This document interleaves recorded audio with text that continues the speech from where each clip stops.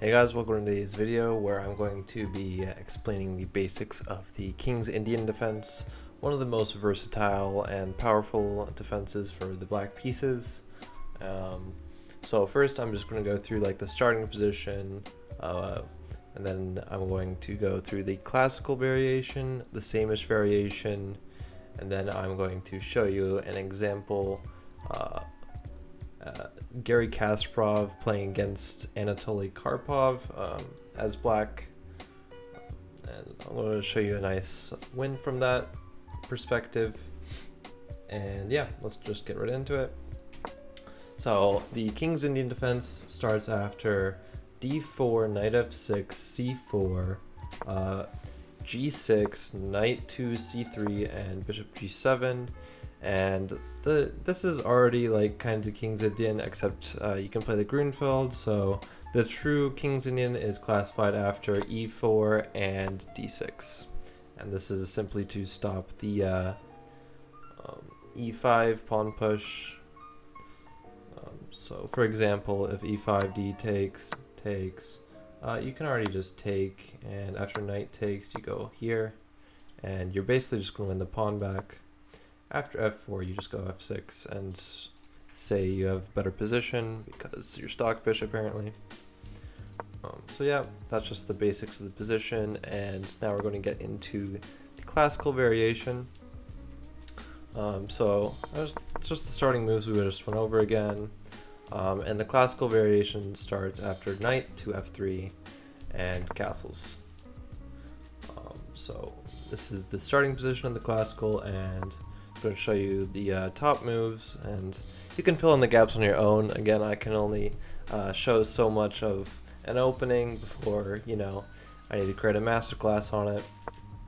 So the idea after bishop e2 is simply to play e5, and you're not really worried about the pawn being taken because you just take, and if knight takes, then you go queen takes d1, bishop takes, and then knight takes. And if knight takes back, then you take back the hanging knight on e5, and you are better in this position simply because you have more space and you're castled already, and your pieces are very easy to develop, and you're going to first of all develop with tempo, and your pieces just go on very easy squares, your rooks can come to the center, and it's a pretty dynamic position for black, and white will have to defend himself. And then if white plays d5, you're just going to play some very fundamental moves. You're going to develop the knight. After castles, you just want to put your knight on c5 and start pressuring the e-pawn. White already has to defend it with queen to c2, and after this, you play knight to h5, go for f4, and just keep putting more pressure on this pawn. For example, let's see, bishop to g5 is one of the moves. I'm just going to play the third move down, which is a3. For example, f4. If they don't take, you actually want to be playing f4 and start advancing these pawns toward the king and going for an attack.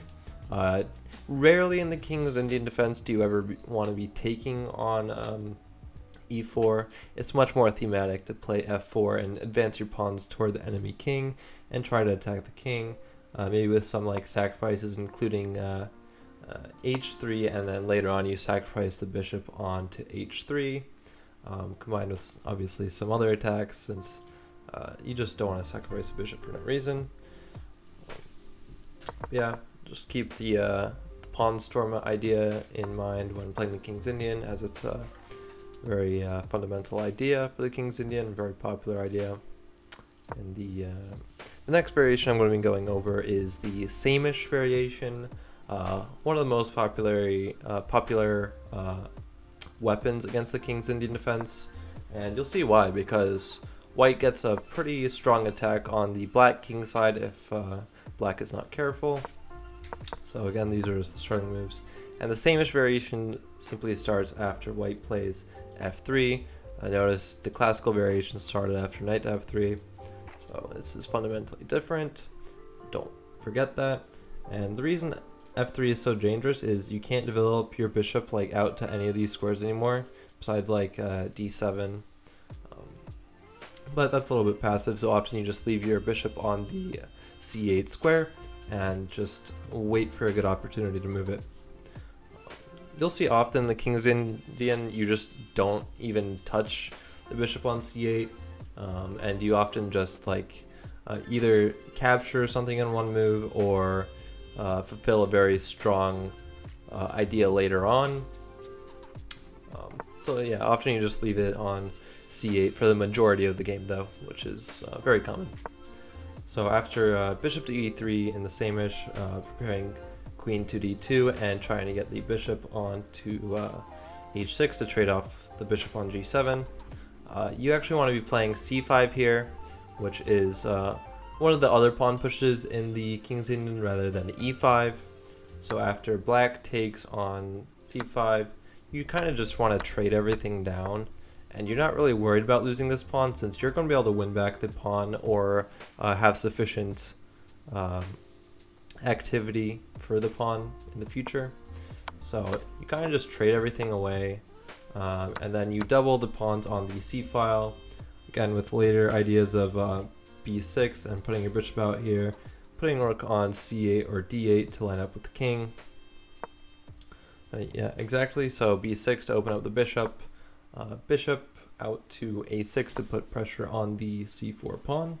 And you're already equalized here, by the way. I should mention that this is already equal. After knight to f4, by the way, you definitely want to throw in the e6 move to stop the knight getting to d5, which is a very strong square, especially since it's threatening knight to c7, forking the rook and the bishop. Of course, you're alright there after knight rook to d8, lining up with the king, but it's not worth the complications. So after bishop develops out, you want to line your rook up with the king, and it's even here. I think black has much more practical chances due to the doubled pawns on the c file and the active squares for black pieces. You can very easily just target and win the white pawn on c4. Just don't allow them to push it to c5 since the bishop does support it there. So yeah, that does it for the Samish variation. That's the theory part of the video. And now I'm going to show you the part of the video where Kasparov is playing Karpov.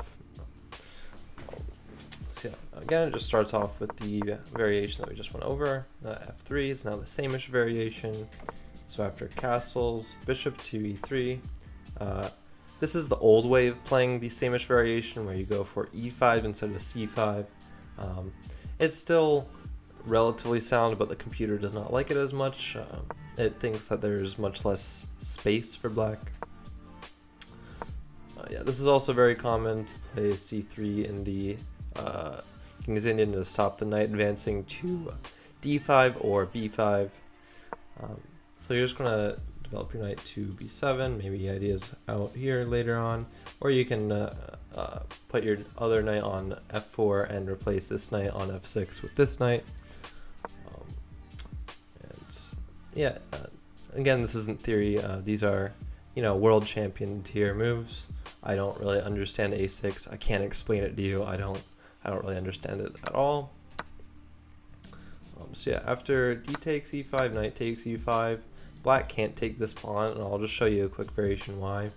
Queen takes d6, queen takes e6, rook takes, knight takes, and you are simply forking these two pieces. And after rook back, you just take on b2, and you just keep tickling the bishop and getting more tempi. So after b3 to defend the pawn on c4, preparing queen takes d6. Kasparov plays b5 to attack the pawn again, and kind of just trades everything down and plays knight back to prevent the queen trade, and also is defending this pawn already, so you don't need to worry about losing that pawn. Karpov tries to kick away the knight on e5 with f4, very logical, but Kasparov plays the top engine move, I believe, which is b4 to kick away the knight on c3. So after knight back to b1, There's knight g4 attacking the bishop, and you're also simultaneously forking the a2 pawn. It is a double attack since you are attacking this and you are also attacking this. So after bishop to d4, Kasparov trades and takes the pawn, which is the idea. So after h3, Kasparov counterattacks with c5. Danger levels, if anyone's seen Gotham Chess, he has a very good description of danger levels. So yeah, after the queen retreats all the way back to g1, which is kind of just a sad square for the queen, knight retreats since it was attacked by a pawn. And now it advances again since the square, I don't know what that was by Karpov, to be honest. I don't know, this move doesn't really make sense to me. But what do I know? I'm not Karpov, since I'm pretty sure he was world champion at one point. So yeah, Karpov just makes a very logical move here. He wants to advance towards the king side and break up the king side structure.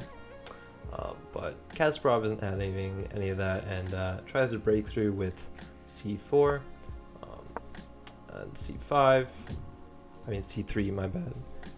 The idea being knight takes and you fork on d1 and b1, and you take with a check and promote, but obviously it just gets taken immediately, and you kind of just defend everything with the knight, and you're forcing a trade now with the queen. So after check, and after you attack this, essentially after a rook here, you just have bishop f5 check, and you're just kind of screwed because the only move is bishop to d3, and you just lose everything. So yeah, Kasparov was a very common user of the King's Indian defense and had some very nice wins with it along his career. I think he really popularized the opening. Yeah, this opening is very universal. It can also be played as white, which is funny. It's called the King's Indian attack as white and the King's Indian defense as black. Chess Bras had a nice series on the King's Indian as white and black. They have that as a playlist on their YouTube channel if you want to learn a lot more about the King's Indian and learn how to play it at your level.